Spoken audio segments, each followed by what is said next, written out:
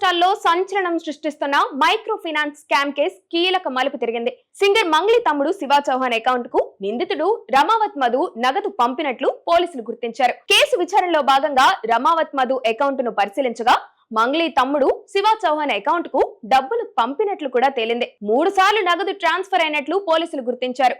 డబ్బు పడిన వెంటనే ఖాతా నుంచి విత్డ్రా చేసినట్లు కూడా నిర్ధారించారు. అయితే ఎంత మేర నగదు ట్రాన్స్ఫర్ అయిందో అధికారులు ఇంకా స్పష్టత ఇవ్వలేదు. ఇంకోవైపు రమావత్ మధు అకౌంట్ ను సైబరాబాద్ ఆర్థిక నేరాల విభాగం అంటే EOW సీజ్ చేసింది.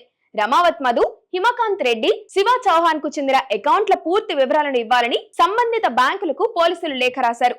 మరోవైపు నిందితులతో తమకు ఎలాంటి సంబంధం లేదని, ఈ కేసులో తమ పేర్లను అనవసరంగా లాగుతున్నారని మంగ్లీ ఆమె సోదరుడు శివ చౌహాన్ ఆరోపిస్తున్నారు. అయితే నిందితుడు రమావత్ మధు అధిక వడ్డీ పేరుతో వేల మంది నుంచి వందల కోట్ల రూపాయలు వసూలు చేశాడని ఆరోపణలున్నాయి. బాధితుడు ఫిర్యాదు మేరకు నిందితుడిని పోలీసులు ఇప్పటికే అరెస్ట్ చేశారు.